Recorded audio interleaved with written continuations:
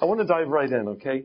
There's a summary in the PowerPoint that you can review, but I don't really want to discuss that. I just want to get into the presentation. That's where we'll be going, is covered in the summary. About to a conference. It was in Santa Barbara, California. And I was in a room with about 200 psychotherapists. And the featured presenter had been the director of clinical training for about 25 years in Zurich, Switzerland. His name is Dr. James Hillman. He's a prominent Jungian analyst. And someone raised their hand in the meeting and said, Dr. Hillman, what do you see as central to the training of an effective psychotherapist? It's a very meaningful interaction. All these years like this, he responded like that without a moment's hesitancy, and he said, it's to cultivate your art form. And so I want to use that as kind of a central guiding metaphor through this conversation today about what's important in becoming an effective psychotherapist. Well, let me ask you all that are here, plus out in radio land, what does cultivating art form signify? What does it mean? What's an art form? No, you guys. What's an art form? Monique. I think it's just being true to your own uniqueness when you bring something to the table. Yeah. You know, whether it's having a person, or, having a therapist, you have your own way of presenting your uniqueness. That's right. Being true to that probably makes you as effective as that person will usually be. That's great. That's great. Over the years, I've done a fair bit of training of students that are just beginning therapy. Thank you. That's great.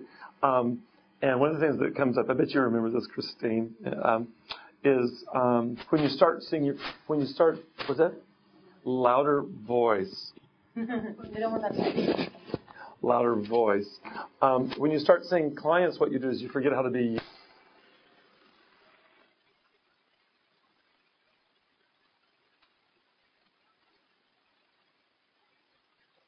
Television screen and begin tapping on it like, is anybody alive in there? That's my friend. You lose your power spot. You lose your orientation and feel like, well, I've got to sound like Carl Rogers or Donald Michael, whoever it is. And so your answer to the money, Monique, is like, how do we remember to bring in who we are?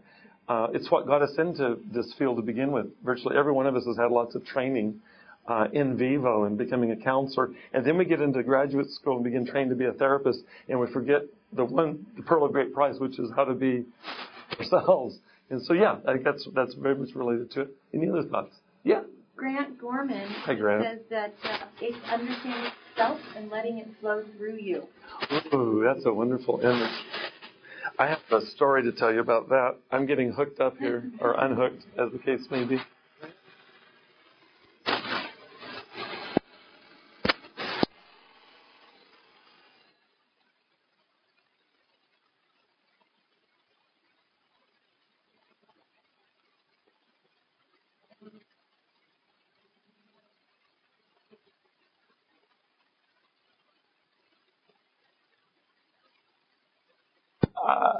You probably know this story. It's a story from Carl Jung, Grant. And in the latter years of his life, he was being interviewed by the BBC. And they were out walking along a stream in Küsnacht, where Jung lived. And the interviewer asked him,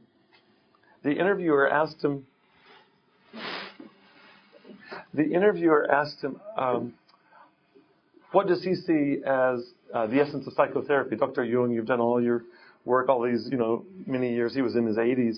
I practiced all these years. And the story goes like this, Grant, is that they're walking alongside a creek bed there on his property. I've been to this property before. I can actually picture the creek.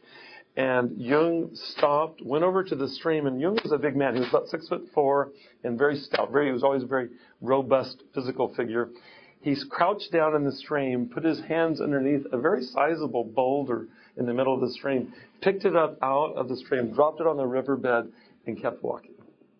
It's a great image. It's a great image of the essence of psychotherapy. So what was it that he said again verbatim? He said, and by the way, his wife goes to counseling school at the university where you did that presentation. What university? Sorry? At Pacifica. It was James Hillman who did the presentation, just to make sure that we were clear. He said, understanding yourself and letting it flow through you. Yeah. Jung's idea was that the key to psychotherapy is helping to unblock the client's stream. And I will come back to that as another image or motif. That's right on, Grant. That's right on. Great. What would cultivating one's art form have to do with unblocking that stream, I wonder? Well, what is an art form? What are some art forms? Start with that. Do you have to be an artist to be a therapist? Music. Grant says music. Ah, boy, a man after my own heart. Melissa Ortiz says, I see art as related to psychotherapy as bringing to the table all of your skills. Mm-hmm.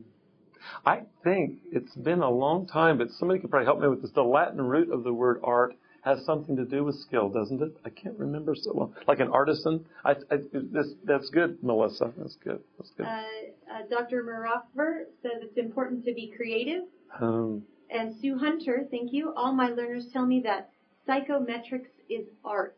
Oh, man, if you can teach psychometrics as art, you're doing very well, Sue. That's great. No, really, no, that's because there's nothing that's not art. Somebody, in fact, when Hillman was presenting this, he said, cultivating your art form is like this. And then he said, and by that, I don't mean you have to be a painter or a drummer. I'm a drummer. You don't have to be a musician. He says, you can be a gardener. You can dance.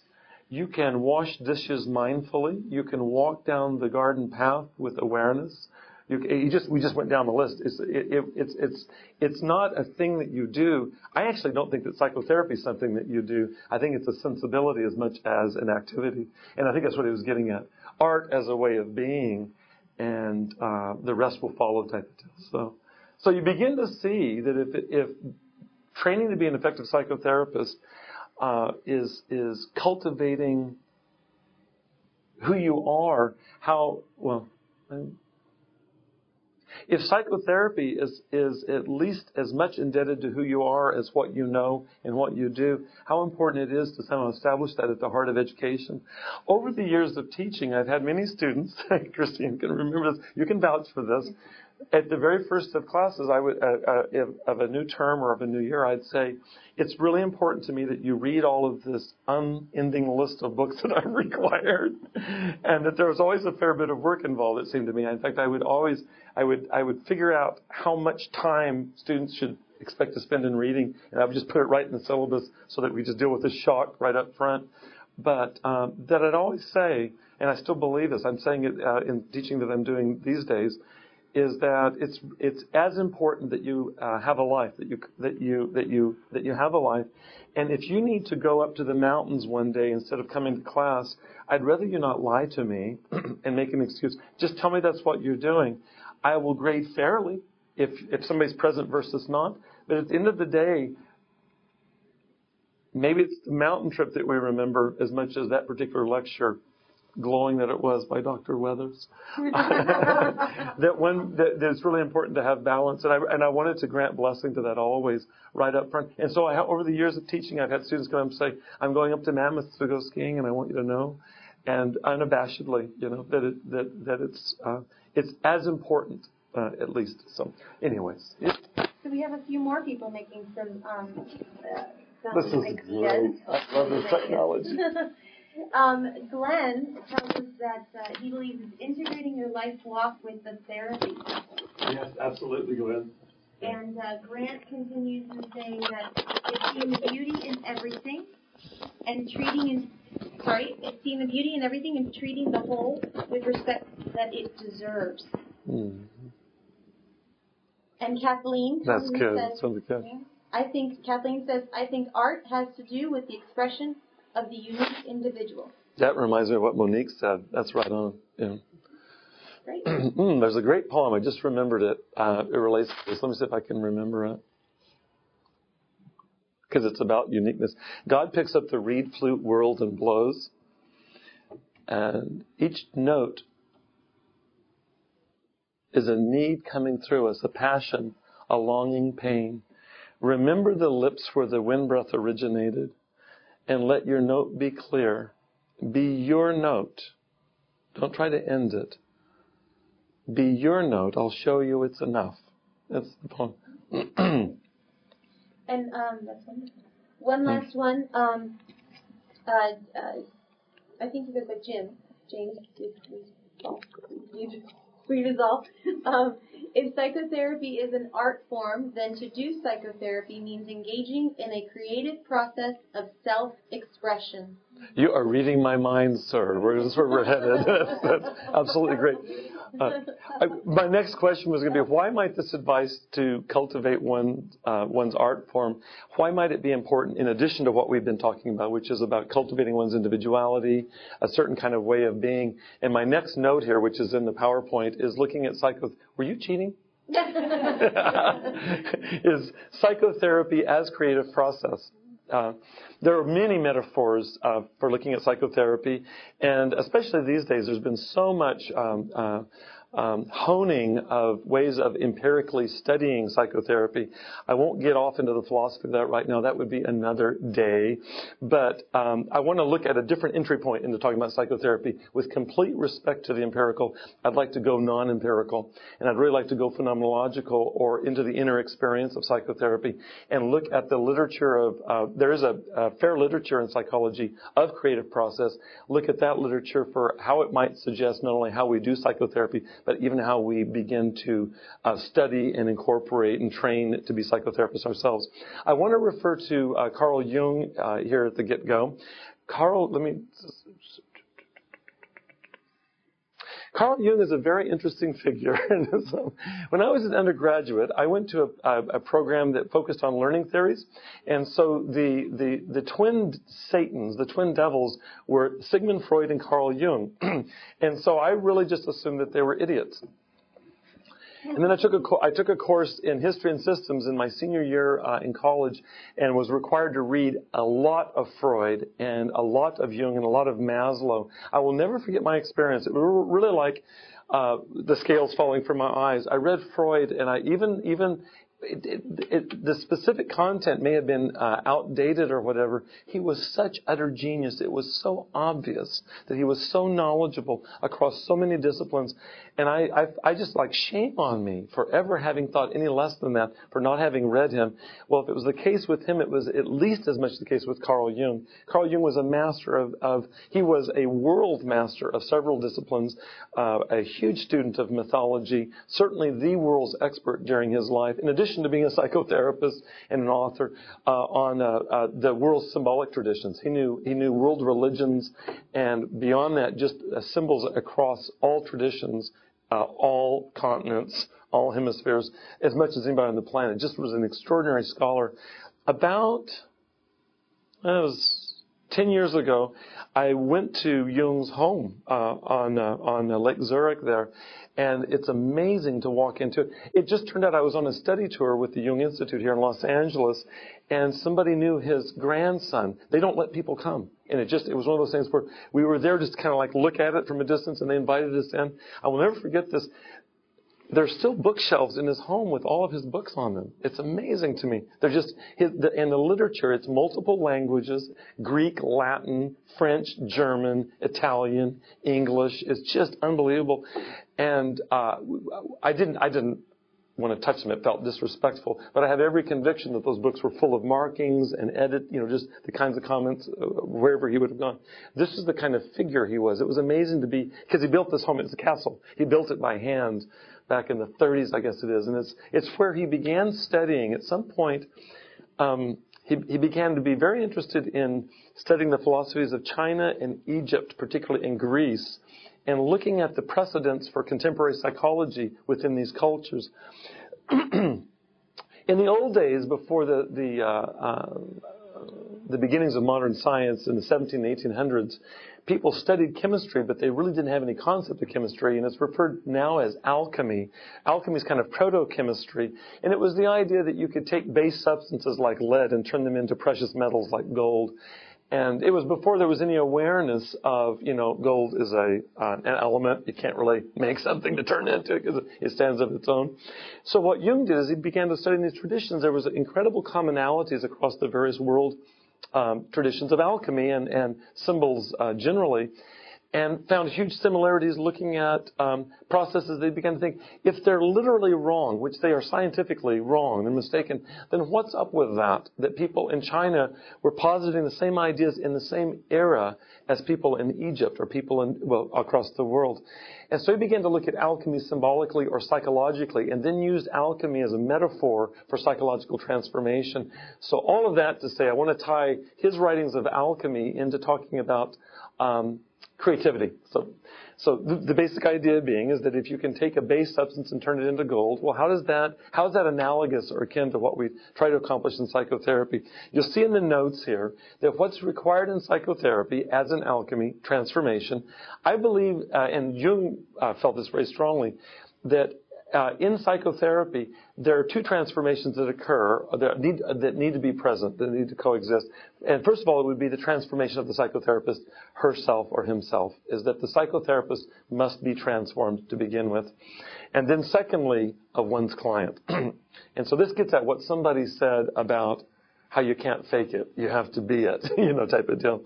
There's a story that Jung wrote. It's a Chinese story that he wrote in one of his volumes. It's the story of the rainmaker, and everybody may be familiar with it, but I'll just repeat it because it's a great story.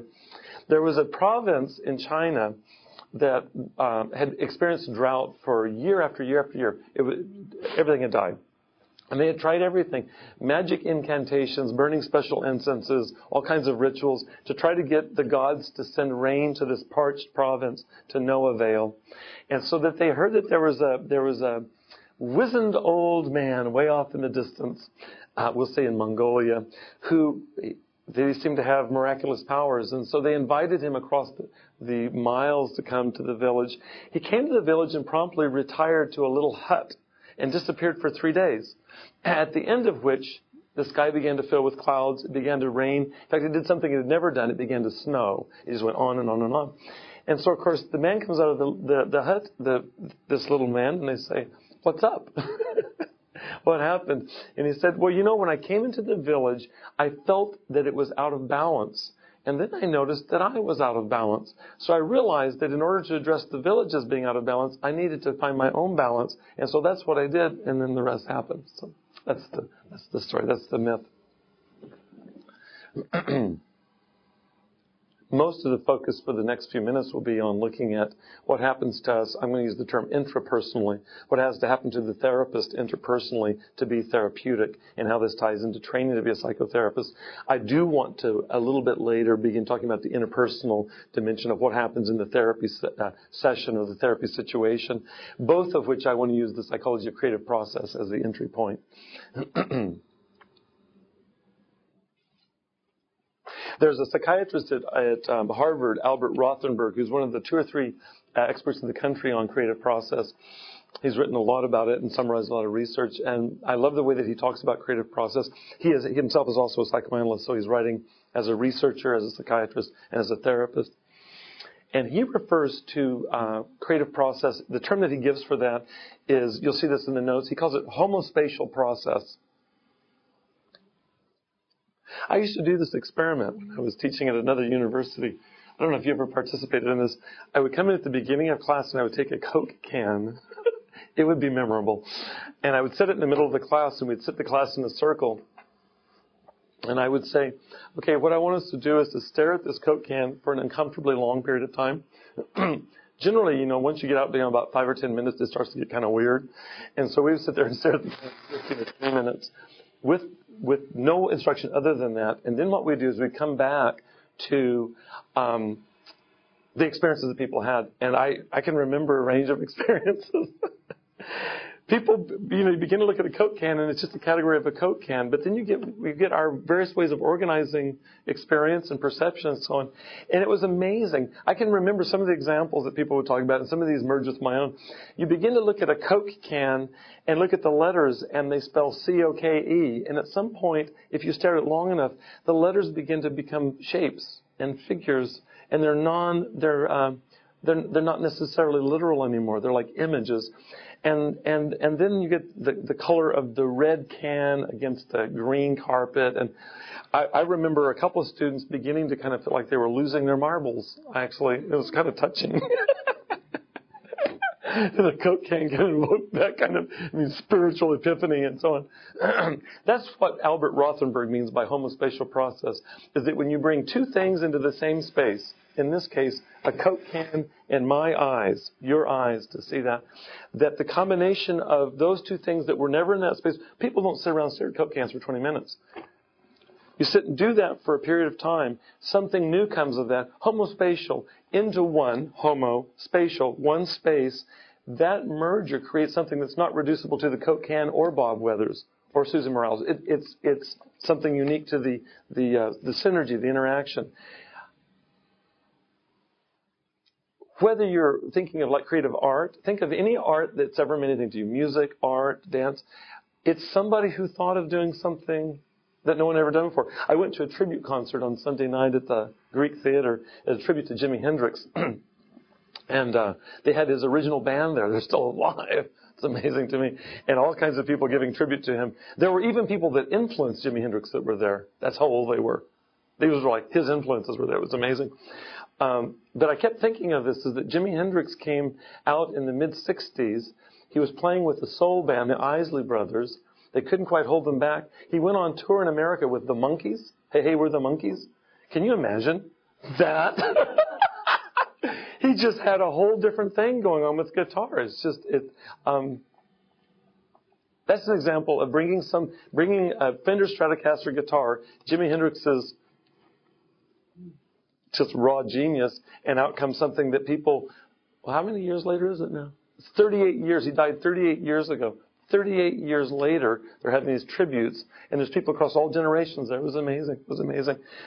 So in an artistic context, also when I think of scientific creativity, certainly Thomas Edison is an example, or Einstein. You can think of examples down through the history of science and manufacturing and so on, where you put things together that no one ever thought of putting together. It's like that's the mark of genius. That's the mark of creativity. I have a little piece in here about the German philosopher Georg Hegel, who some of you have probably read about if you've ever read in philosophy, like the philosophy of Marxism. Karl Marx and Friedrich Engels relied on Hegel to develop what they call dialectical materialism. His dialectic was this, and this is pretty familiar stuff too, is that when you bring a thesis and an antithesis into the same space, what comes of it is, again, like with homospatial process, a third that's not reducible to the two constituents. There's something more that's been created. That's a good image of it. So I want to talk about how this goes for us inside, particularly in the context of training to be psychotherapists. And then I want to bring this into what clients want and what goes on therapeutically. How are we doing? Great. I'll go ahead and proceed. And if you all have questions or comments, you can stop me. You have this idea. He felt like it was really important to aid our clients in doing what he called holding the tension of the opposites. I think of a central metaphor within the Western tradition would be the image of the cross from Christianity. I was just at Notre Dame with Drs. Ryan and Grimes, and we went into the basilica there, and I was so moved. I was so moved by all of the imagery down through the history of Christianity. But the images, just utterly beautiful images of the cross, inside and outside, in the glass, in beautiful gold. It was incredible. That looking at that image symbolically, without getting actually into the specifics of the religious tradition of Christianity, what an image of holding the opposites that is. If you think about it, here you have up and down, you have east to west, or right to left, however you want to look at that. And so very much the idea of connecting earth to heaven, or ourselves to that which is beyond, and also left to right, which I'll talk more about in just a minute from a Jungian perspective, but that seen symbolically that Christ is an archetypal figure of holding the opposites, and that within this way of viewing it, that's the template for all of us. That's really what psychotherapy should be about. Would be to aid for us to integrate that which is less obvious to us. So, for example, if you look at the image of the cross, if what I'm most connected to is this axis, let's say down here, then I need to develop this.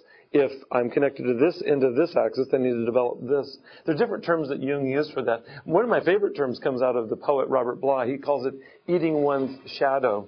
which is to integrate that which is other than what we're identified with. Jung called what we're identified with our persona.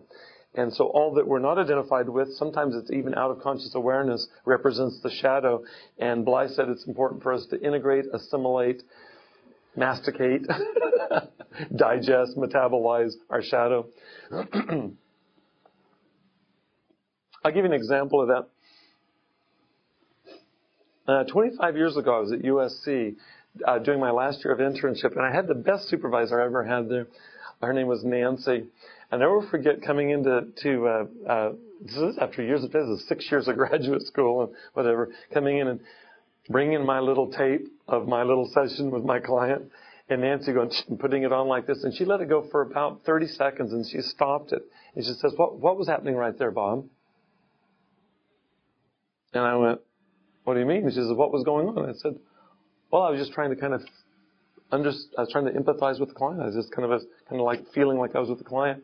And she went, "Wrong answer." She said, "No," she actually said, "That's half of a right answer." She said, "That's good because you're present in a feeling kind of way.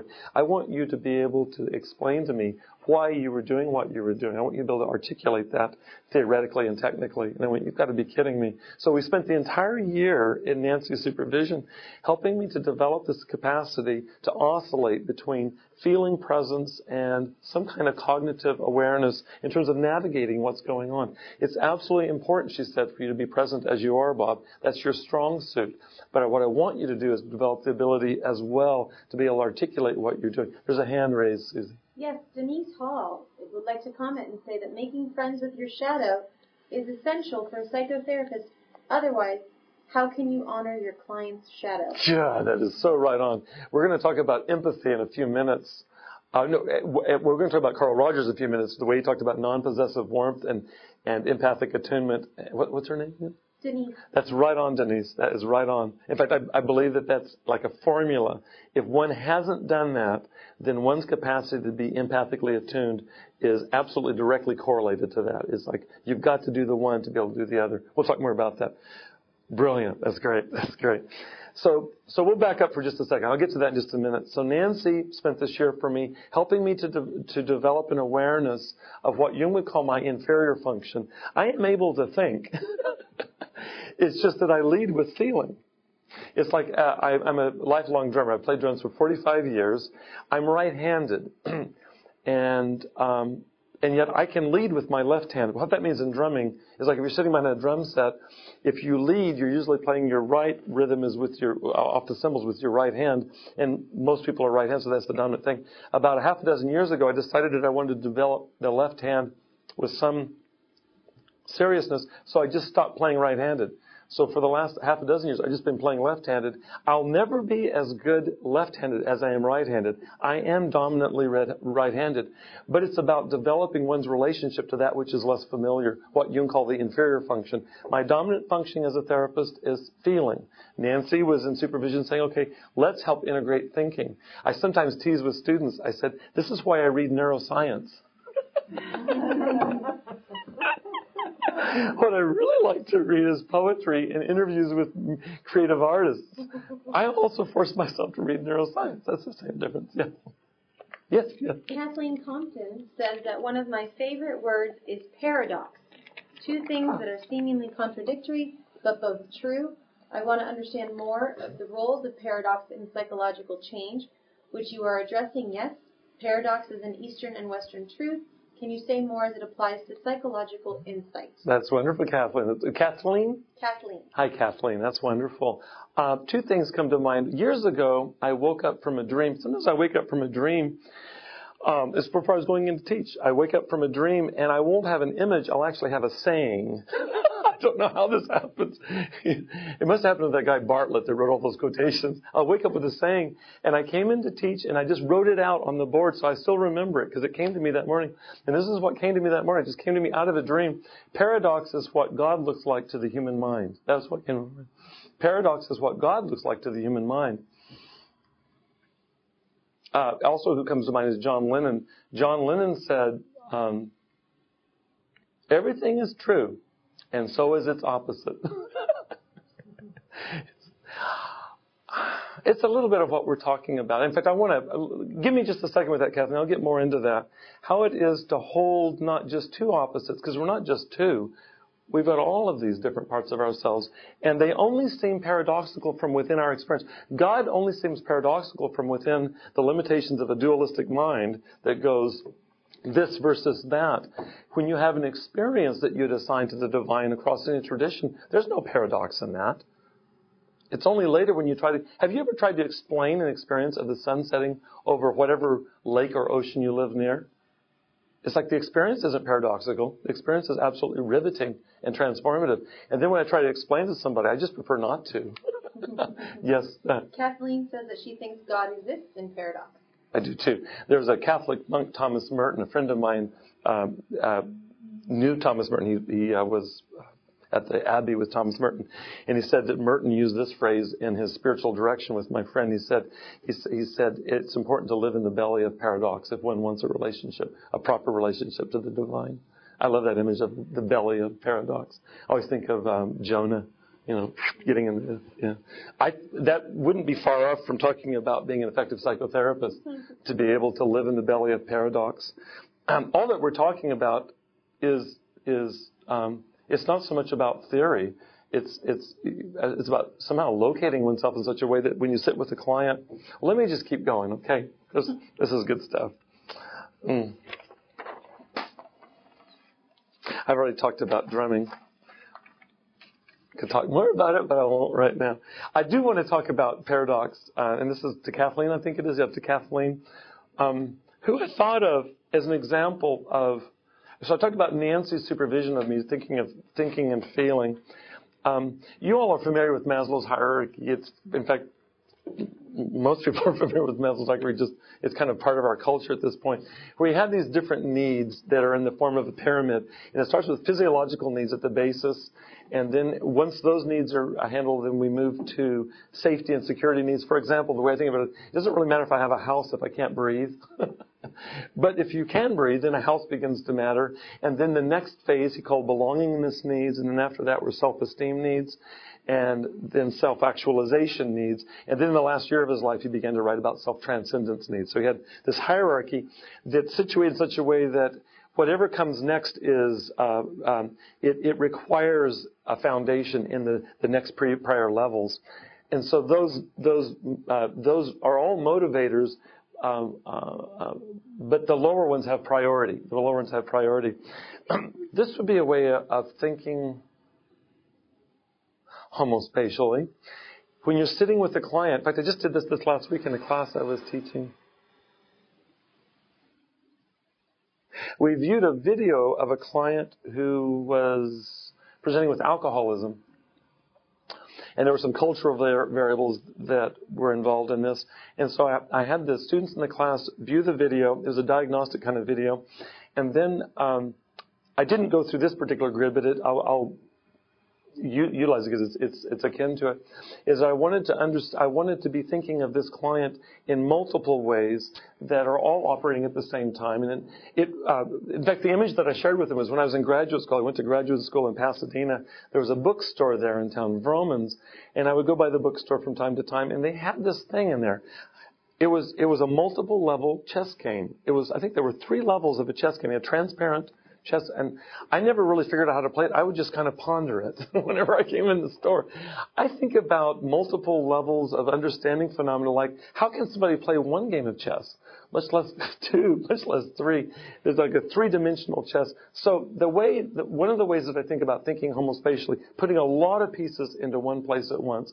What would it be like to understand this client, the one in the video with substance abuse? What's going on physiologically this was a man, for him? And so it would be to understand from a medical perspective or health psychological perspective what's going on. My own background is I come from a family. I'm the only person in my family that's not medical. Everybody in my family is medical. I've talked about this with my colleagues here. And I grew up in a family where everything that happened was seen medically. Everything, they really got this level right. Everything was reduced down to physiology. there are other levels. If I think of the safety and security level, the analogy to me that in psychology is where you need to train people in skills, basic skills, and not assume that people don't have basic skills in functioning socially, functioning emotionally, and so on. And I think of cognitive behavioral approaches to psychology really honoring this level. And you can see why that whole idiom or that whole domain of psychology is so incredibly important, and probably prior to more interior-oriented psychologies. So if we keep going on Maslow's hierarchy, there's physiological needs, health psychology, safety and security needs, skills development, a la cognitive behavioral therapy. The next level that I think about would have to do with belongingness needs according to Maslow. And I think about this, any psychotherapy that's interpersonally oriented. For this example, I use family systems theory as being very important in terms of teaching and modeling and fostering interpersonal communication. A la Maslow, that would be preparatory to the next level, which would go into what he calls self-esteem needs. I thought of the way that I just talked to a client last night in a group about, his wife was in town and we were having a group and we were talking about his issues, which are around substance abuse, having their foundation in what he thought of as guilt, shame, and other, what I would call intrapsychic conflicts. To get into that requires a different technology or a different level of analysis or a different chessboard. And I think of psychodynamic approaches to therapy as being one idiom that really focuses on that interior domain.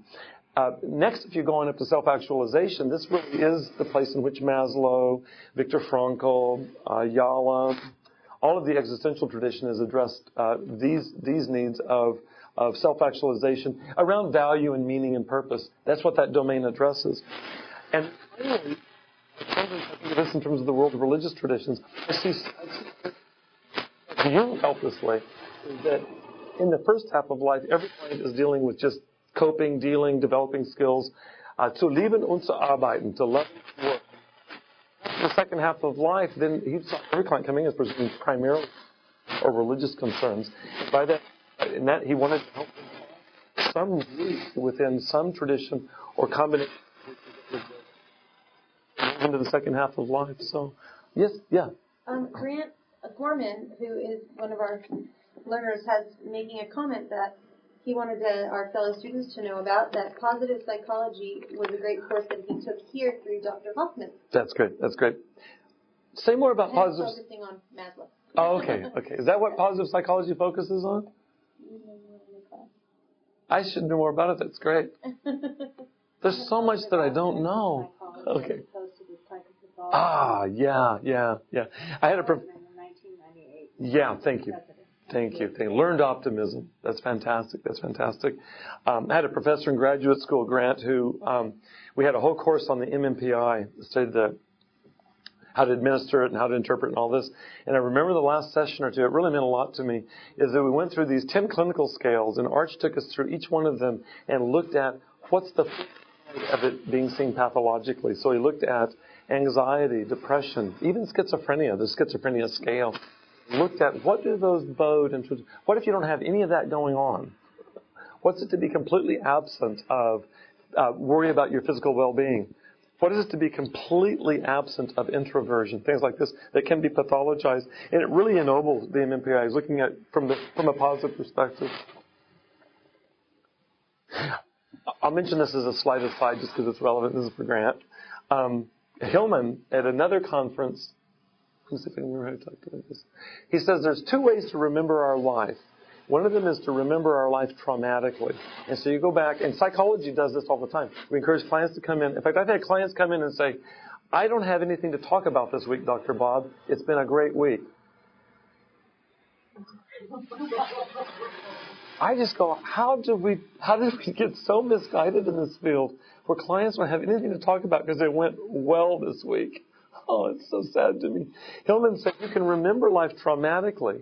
And that is a lot of our focus, and of necessity. He says it's also important to realize that you can remember your life, his term was initiatorially, is to remember these events in our life, like your son. Remember these what feel like traumas in the moment as initiations into greater awareness, greater consciousness, into expanding the container. I love that way of thinking about it. So anything. Oh, there's a great poem. Give me just a second. What hurts you blesses you. Darkness is your candle. Your boundaries are your quest. So, you got to be really careful with that, because you don't want to, somebody who's amidst trauma go, oh, this is really your initiation. Really, this is a great thing that happened. It's the epitome of non-empathy. But the way I think about it in therapy is it's helping clients to get around the corner. We come in and we're hurt, we're ticked off, we're vigilant about others' insults and injuries. And at some point we turn the corner where we begin to incorporate and assimilate and realize, okay, this is my life. How do I weave in this that's been my faith into really my initiation into my destiny? And we turn the corner. That's the creme brulee of psychotherapy. That's the goal of psychotherapy, really, to get to for just 1 second. There was a German analyst, Melanie Klein, who said there's two fundamental positions in psychology, human psychology, and the first one she called the paranoid schizoid position. We're paranoid, and we all go through this. Means you're looking outside. You're looking out paranoid. I'm looking outside for what's going to make me happy and what makes me unhappy. If it wasn't for you, I'd be perfectly happy. That kind of attitude. And schizoid, because it's detached. It's not attached to others, and it's not the least bit attached to ourselves. So we walk around projecting onto other people, being non-attached to them and to ourselves. And she said there's a second position, and the goal of all psychotherapy is to go around that corner. She said the second position is what she called the depressive position. And what that is it's really drinking one's bitter cup of wrath, was her term. It's taking in one's life and really grieving. That's exactly what Ryan's doing. It's grieving, and then once one moves into that, then there's the possibility of assimilating kind of into one's molecular structure all that otherwise has been projected out. I think that's a really good metaphor, and I really do think of it sometimes psychotherapeutically. If I can help a client get around that corner, we've done our work. The strange part about it is that things get worse before they get better. Clients will come in and they'll weep. I just had a client talking about this last night. Why would I want to go back into couples therapy? It hurts so bad. And it can. But the goal is not hurt as the goal. The goal is to move beyond that. I'll just leave it at that. Yes, ma'am. Grant would like to share one of his quotes as well. Please do. From Khalil Gibran. That's wonderful. The cup that holds your joy is most likely carved from your sadness. That's really great. That's great.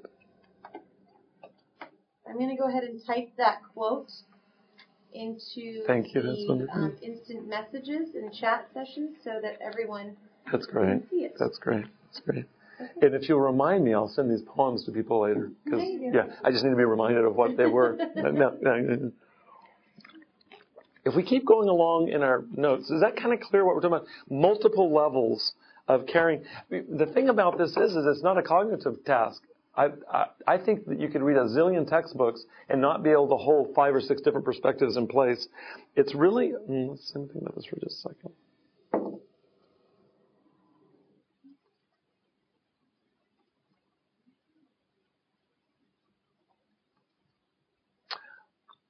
Let me come back to that. I want to come back to that. Let me just let that sit for just a second. Yeah, I'm going to come back to that. Let me talk a little bit about Procrustes. Some of you may know this story. There was a gentleman on the road in ancient Greece between Athens and Delphi. His name was Procrustes. I don't know why his mother named him that name, but nevertheless, at any rate, there's a story about Procrustes, is that wayfarers, people traveling, it was too long of a journey for one day, and they needed to split it up. Well, Procrustes decided, here's a way to make a buck. So he created a little stone hut on the way there, and he would invite people in, and he'd say, he had a bed for them, and say, come on in, have a little rest. There's only one slight problem, is the bed was however long it was, is that he had issues. And so if somebody lay down on the bed and they torture his bed, it's very important to him that they fit his bed. And so he had this like rack mechanism, and he would stretch them to fit his bed. The only problem is that if you were a little bit on the tall side and you hung over the bed, he lopped off your limbs. This is PG rated. He would lop off your limbs. That's been referred to ever since as the Procrustean bed. Now you see it everywhere. How does that apply to what we're talking about? What's that saying about a hammer and a nail? If you're a hammer, everything looks like a nail to be pounded. You just go around pounding stuff like that. Is that in psychotherapy, if I am primarily feeling, which I am, it's so easy for me to impose that grid on a client. If in psychotherapy I'm a psychoanalyst, it's so easy for me to impose what seems like native to me. But what if what the client needs is cognitive behavioral therapy? Or what if what the client needs is a thinking response in this moment? Some way to formulate a narrative that feeling alone won't supply. It's really, really important that we not do to our clients what Procrustes did to the travelers from Athens to Delphi.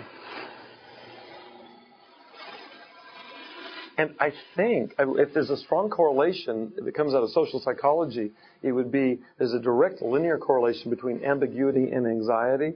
And this is where it gets really tricky for us as psychotherapists in training. Because what we're talking about, this is where I was going a minute ago, and I need to form this better. It's like personal. There's a great philosopher of science, Michael Polanyi, who's written a book, and he's written his entire career, on what he calls personal knowledge. Is that you can read textbook after textbook after textbook and still do what Procrustes did. You've got to somehow cultivate in the smithy of your soul a tolerance for ambiguity. And the problem is we're all humans, and ambiguity leads us to feel anxious. Now imagine when you get into a power differential like psychotherapy, where I'm coming in as the expert. One author, a Swiss analyst that I met over there years ago, he calls it the healer-patient archetype. Adolf Guggenbill Craig is his name. He's written a book called Power in the Helping Professions. And he calls it the healer-patient archetype. He basically says, anywhere a healer is, guess what? There's got to be a patient. So you walk in the room, so it's an asymmetrical relationship by definition. And then think about it. If I'm imposing a more limited grid, let's say a non-paradoxical grid, or a unilinear grid, rather than a more complicated, multi-directional, multi-level awareness and presence, and openness to being fallible, those kinds of things. Imagine what can happen to clients. My own view of this is why clients come in. This is why we get messed up. Is that we've been responded to environmentally in a suboptimal way by people doing the Procrustean bet on us. Well-meaning, but that's what's happened. So why would psychotherapy that perpetuates that be therapeutic? Doesn't make any sense to me.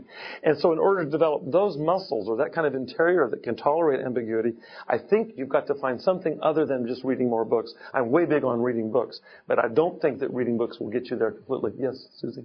Grant shares that he believes that no formula is the best formula. That's good. Can I share another poem? Sure. That's great. Neither Christian nor Jewish nor Muslim, I belong to the beloved, have seen the two worlds as one, and that one call to. First, last, outer, inner, only that breath-breathing human being. I just love that. Only that breath-breathing human being. It's a way to radically honor any spiritual tradition out of which you come, but that there's no formula. There's a great album by the Irish singer Van Morrison. No guru, no method, no master. There's no formula. There's no formula. When I was a freshman in high school, 1969, Samuel Beckett won the Nobel Prize for Literature that year. And I read about him. And then later and then I went to see the play. What's the name of the play? Waiting for Godot. You get these two guys sitting, and they're waiting for the formula. They're waiting for Godot. And ain't no method, ain't no master, ain't no guru. It's disconcerting, though, isn't it? It's a very disconcerting play for me to see as a young man. Because I wanted there to be Godot. I wanted there to be a method, a formula. If we want to push that out just a little bit more, who was that? Grant. I thought that was you, Grant. Push out a little bit more. There's not only no formula, but no formula. That was it. What did he say? No formula is the best formula. Including the theory that there's no formula that's the best formula. Isn't that weird? It's like you're constantly having to hold lightly. I think this pertains absolutely what happens in the psychotherapy office. Yeah.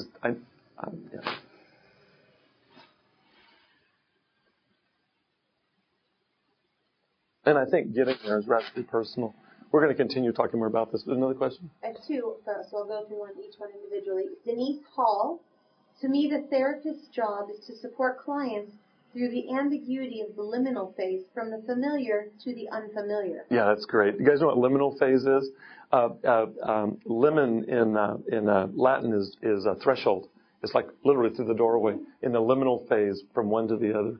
That's great. Say it again. Read it again. That's great, Denise. To me, the therapist's job is to support clients through the ambiguity of the liminal phase, from the familiar to the unfamiliar. That's perfect. And imagine what happens, Denise, if insofar as I'm uncomfortable with my own ambiguities, how the heck can I host you through the threshold, through the doorway? It absolutely requires that. And it's completely transtheoretical, what we're talking about. Any orientation of psychotherapy, every orientation requires that. That lies behind all of them. I've thought about this recently. I'm teaching a course on theories of counseling. How it is that every one of these theorists that we're studying, himself or herself, was radically willing to let go of the familiar. You know, Jung didn't study under Jung. In fact, Jung said, "Thank God I'm Jung and not a Jungian."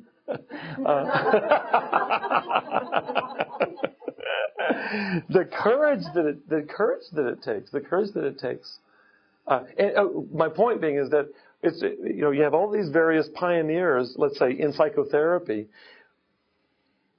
We study them and then become true believers. Not necessarily, but it's possible we become true believers. How ridiculous is that? It's in philosophy they call it a performative contradiction, where the thing that you're performing contradicts itself by virtue of the performance. These people, we study them because they were originals. Here we get back to cultivating one's art form.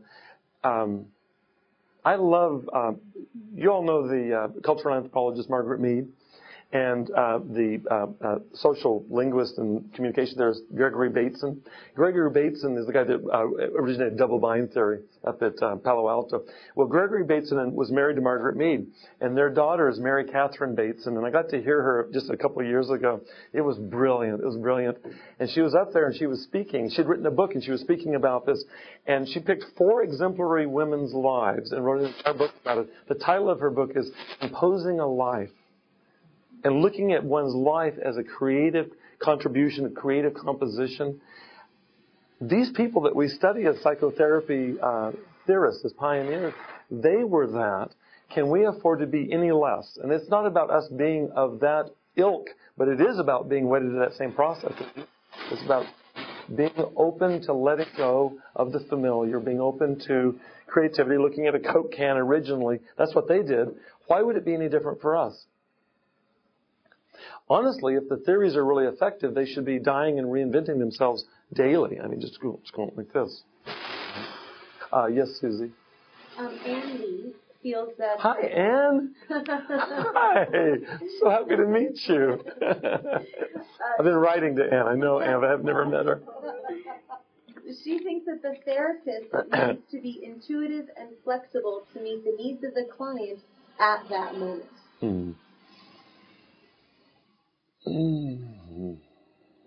I remember years ago, and I was in correspondence with some researchers in Stockholm who were studying creativity. I was very interested in creative process. And they had a definition for creativity. They were doing laboratory research in a white lab on...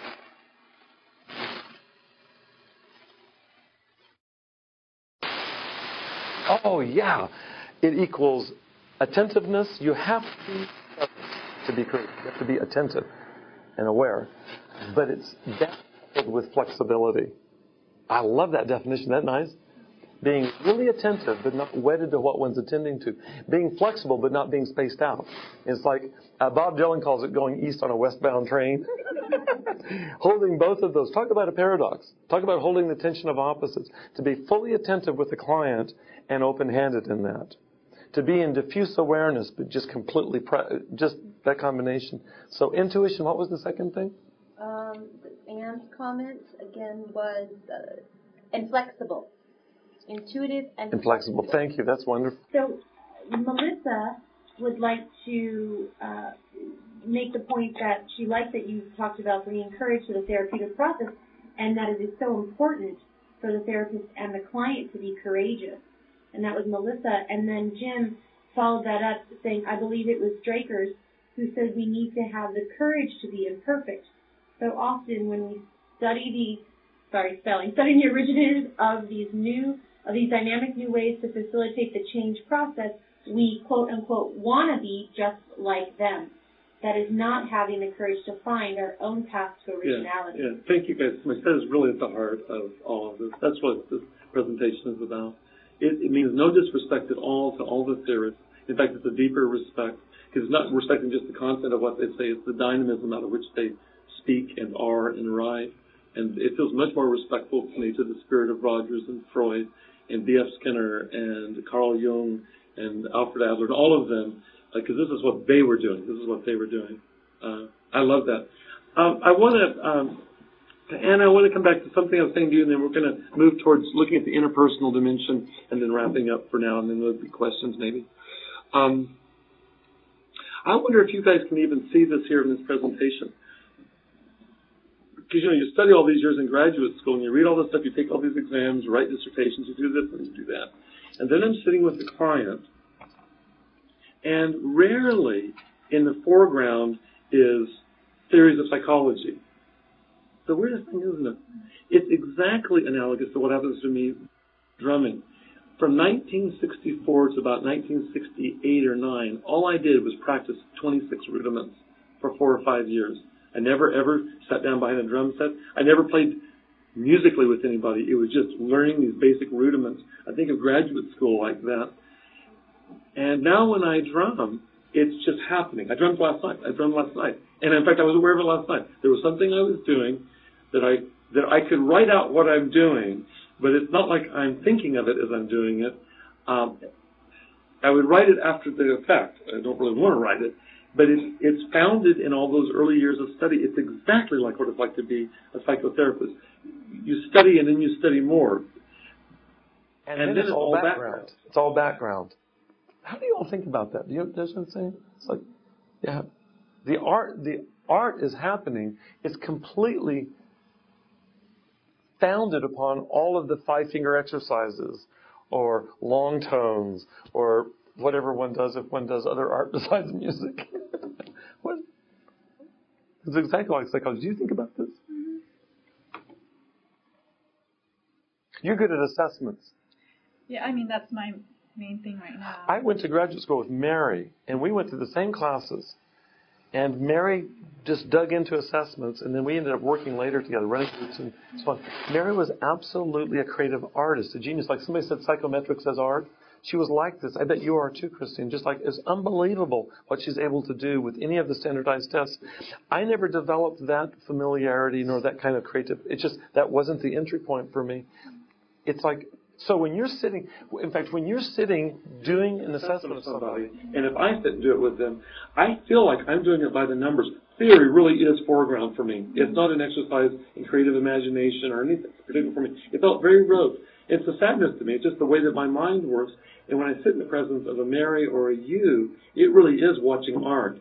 And I know with Mary, and I assume with you, that she's sitting, she has so many linkages going on, and she's fully, it is like fluid motion. It's not like that is for me. That's an example of it, where you move beyond relying on it, but you have complete access to all of it. Right. Yes, Susan. Hi, Susan. I have several comments, so we'll go through them as we get there. But you'll like this one. Sue Hunter is also a drummer. My condolences to your mother and father. And sometimes she drums mindlessly. We have to be careful not to do therapy in that way. There's something I want to say about that before we move on. There was an author, Robert Stolorow, who's written a lot about intersubjectivity and relationship in psychotherapy. I love something that he's written about this. And this is a warning to me, Sue, not you. That once, and I'll talk a little bit about this in just a minute or two, too, about what clients want, what clients need. But once we begin to really understand what clients want and what they need, we will never listen the same. And the truth is, I space out. The truth is, I get tired. The truth is, I get ill. The truth is, I get bored. But it becomes less and less okay for me to let much time go by with that. I do this all the time in therapy, is that when I'm gone for 30 seconds or a minute, I'll stop and I'll say, I missed what you said. I really want to get it. And so there's at least enough awareness that when I'm not aware, I can ask back into it. It's really not okay. And that's a courageous thing for me, too. Does it feel good to go, I'm sorry, I was doing a grocery list. I don't really say that to clients, but I mean, to admit that I wasn't there, because it feels, it's vulnerable. It's embarrassing to be so fallible. But the alternative is to miss what somebody said. And I don't want clients to have that experience. It's the same for me, Sue, as a drummer. I really want people to have an experience when I drum. I really want to tear their heads off. I mean, I just really want to bump like that. And so when I'm drumming, it is full on. It's very exhausting for me. But I know that it's possible to be moved aesthetically by an art form. And I don't want people like your son playing hockey. I want to do my very best. And we do have our humanness, but you're absolutely right. It's not okay to drum mindlessly. It's not okay to do therapy mindlessly. And so, as Jung said, it's really important for the therapist to keep clean hands. He was a surgeon. Jung was a surgeon. And he said, just as with a surgeon, it's important to have clean hands. That's what he meant by that. To really keep stuff as cleared out as possible. And it's not about getting all perfectionistic. It's just about really taking seriously this calling and doing all that we can to hone the instrument. And, whether I'm drumming or therapy. I think, but it's also a challenge to be in the moment with the client, because we are humans too. Yeah. And we have our, even as therapists, we're flawed, and sometimes our mind does wander. And I think that's a challenge to not let that wander. Just want to be there for them. And so I think it stresses the importance of being balanced as a therapist for ourselves. Thank you. To be effective, to not veer off. Thank you. I had this experience last night, Christine. I was drumming last night. I had three friends where we had dinner, and later on we were drumming together. I'd been working too much. That's just enough to leave it at that. And so when I began to go into the drumming, I realized last night, I just felt it palpably, this part's missing, Bob. It's not okay. It's not negotiable for you to not be visiting whatever this stirs inside of you. And it's a very deep connection for me, and it would be different for you or for the next person. I really felt that, and it goes into a sense of conviction. As soon as I possibly can, I want to reconfigure my schedule so that it allows for this, because it directly pertains to my ability to be with the client. With attention and also creatively. I talked to one of the friends there. I said, do you ever have that kind of palpable feeling? It's just like it's a concrete feeling. It'd be like needing water. I need oxygen. That was the feeling last night with the drumming. I thought, I've gotten too far away from that. And I think it takes courage to acknowledge that too, that you're veering away from being balanced. Yeah. And then taking the time to let go and go inwards to rebuild that side too. Thank you. Yeah, and I think that in addition to that, the boulders in the stream are not stagnant. They're constantly coming into our own stream, and we've got to continually clear them out. Thank you. That's absolutely right. It's a much better image of looking at it. Dr. Ryan, the president of our university, just shared the boulders in the stream from earlier in... I really don't like that sound coming out of there. It's distracting me. Dr. Ryan said that the boulders in the stream from Carl Jung's earlier image is that you don't take one once and for all. They're constantly coming in there, and it's along the lines of what Christine is saying as well, is that there's a constant attentiveness or vigilance and a clearing out required from moment to moment. I have a few comments too that you've been making. Mm-hmm. So basically, I'm going to list off a few of the comments that you've all been making throughout the time. So this sounds akin to being in process and being aware of it at the same time, and that was from Jim. And then Melissa, it becomes part of who you are.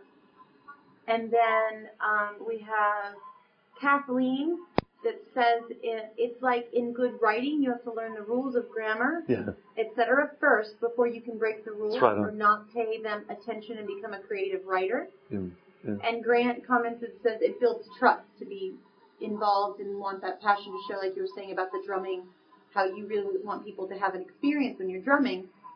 and bringing that as well. How does it build trust? I just want to understand the trust part. Showing faults, that is what. Yeah. How weird would it be to come into therapy and be the one who has his or her act together as the client sitting there revealing their vulnerabilities? It's absolutely required. Let me proceed forward. I have a few notes I want to cover here to kind of balance out what I've been focusing on, which is the interior life of the therapist. I want to talk about the interpersonal relationship between the therapist and the client. How are we doing up here? Oh, we're working on that. Okay. A couple things. I want to talk about Carl Rogers, and I want to talk about Heinz Kohut, and I want to, and we'll wrap up with this. I frame this as, what do clients want? And anybody that's studied psychology and psychotherapy, theories of personality, and so on, has come across Carl Rogers. And it's unfortunate to me because the radicalness of what he talked about can become kind of like a Hallmark card. Can become trivialized, and it's so radical what he's talking about. I believe if we really internalize what he's talking about and then bring that into the relationship. So let me summarize real quickly. First of all, what do clients want? I mentioned it earlier. Carl Rogers talked about non-possessive warmth. I was thinking about this morning. Let me give me just a second to come back to this.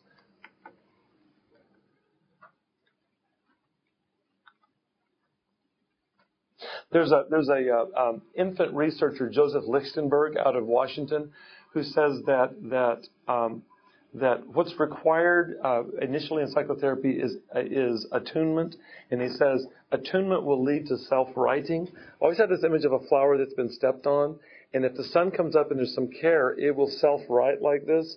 And only when the flower has self-righted, or when the individual in psychotherapy is self-righted, can you do what Lichtenberg calls symbolic reorganization, which is really begin to change organizing principles and so on. You've got to somehow get that upright. I think of that with non-possessive warmth, like the warmth of the sun. The warmth of the sun coming down is that alone can unblock the vital energies in somebody who's shut down. For example, think of what shame feels like. Shame shuts down the river. You think of it, it's just a paralysis of feeling and of voice and so on. Being in the presence of somebody who does what Carl Rogers called, he said, somebody who prizes you. I just said I prize you. If somebody prizes you, they don't have to say it. It's being prized. It's being prized. So clients, that's all of us. We want to be prized. We want to experience that, and that alone unblocks something. Why is this important in an art form? If I'm cold, there ain't much warmth coming out. So it's important that I stay like violent, the blood flow. And that's not in the realm of volition. Oh, I'm going to will to prize you now. If you haven't cultivated it, if you haven't built it, it won't come. It's surprising. Secondly, he talked about empathy as one of the core conditions of effective psychotherapy across all psychotherapies. And somebody mentioned this earlier, and you were right on. I can't remember who it was, but you were right on the money. As I think about that, in order for me to empathize, to really understand what's going on for somebody else, I have got to have some huge amount of there hasn't been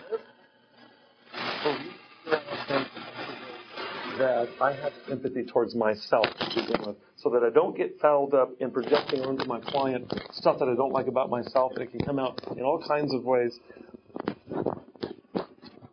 I had a client the other day who I was asking him as he was sitting in session, he's got a tremendous amount of guilt, and I said, and we've worked long enough together that there's almost like an intuitive, we kind of finish each other's sentences. And I said to him, is there hope? And he went, for me to ever forgive myself? And he comes from the Roman Catholic tradition, and I said, there's that term, what is it in Catholic? Oh, I said absolution, where you're absolved. And he goes, yeah. So that was the question. Is there hope of ever being absolved of this? And we sat there for a second. Then I went back to my readings and teaching and solution-centered approaches to therapy. Here's the Jungian solution-centered therapist. I said, do you have moments? Do you have moments where there's absolution?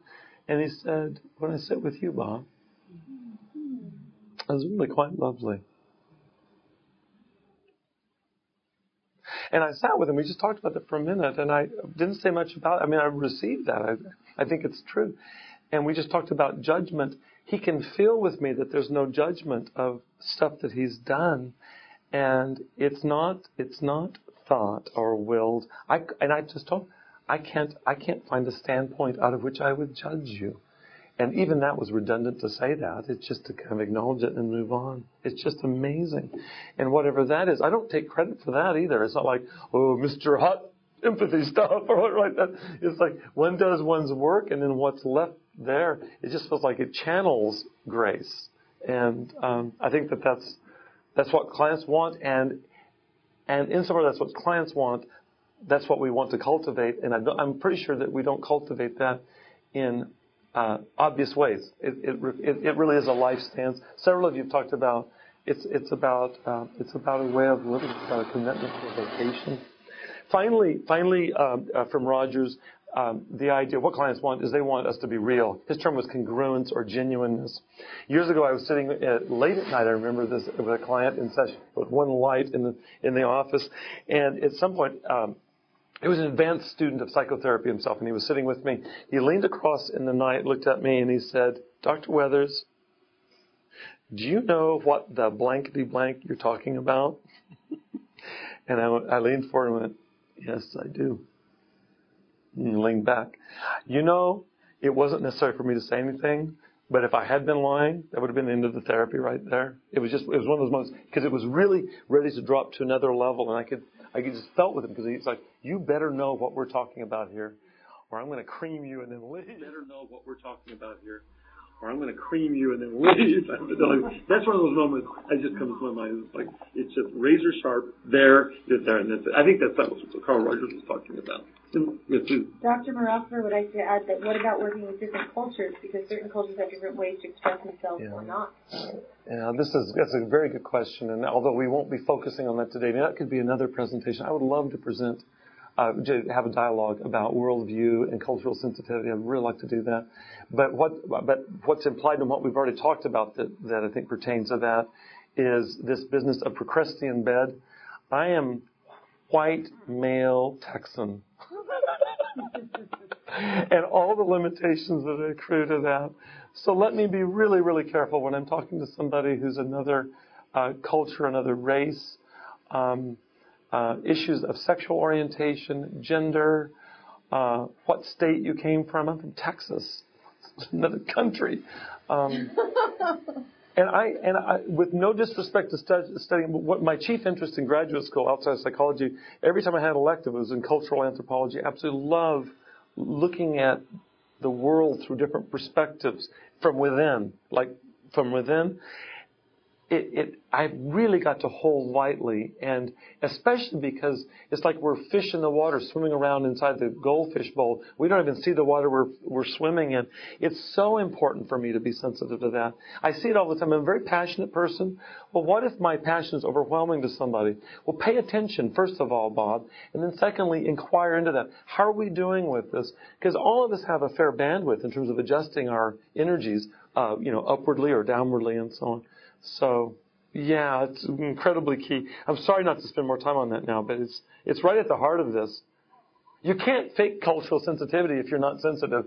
You can't fake cultural sensitivity if you're Procrustean. Denise also says what comes to mind with channeling grace is that psychotherapy is really personal. There are invisible processes at work when we sit with a client.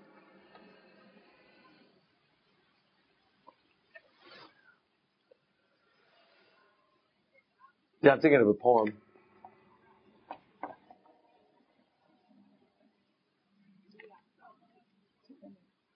It's not going to come to me. I'm too distracted right now. Sorry. Let me move on. I'm sorry. There's a poem and I just can't access it right now. There's some sound in here, and that's what's going on. It ends up being distracting for this attentively challenged boy. I want to finish up by talking just for a few minutes about another master theorist of the interpersonal, Carl Rogers, and what it is that clients want. How each one of those things that he talks about requires transformation within us, is that we're the instruments for mediating warmth. We're the instruments for mediating empathy and genuineness.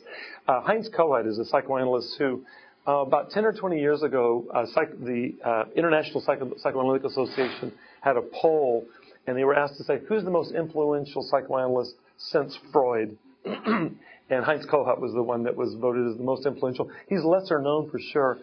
Incredibly influential in contemporary psychoanalysis. In fact, contemporary psychoanalysis is like unrecognizably, it's unrecognizable in any Freudian roots. Freud is the roots of what's happened now more recently. So Heinz Kohut, I highly recommend. There's a reading list that may be accessible. The reference list? Yeah. There's some references there to Heinz Kohut, self-psychology and so on. I want to mention something that he talked about because I think this is another example of how it is that theory implies personal dedication. He says there are 3 different kinds of relationship that clients need for transformation, and any one of these is sufficient. The first one he talks about is twinship, the idea that my client needs to feel like that I understand them. It relates to what we talked earlier with Maslow, talking about belonging.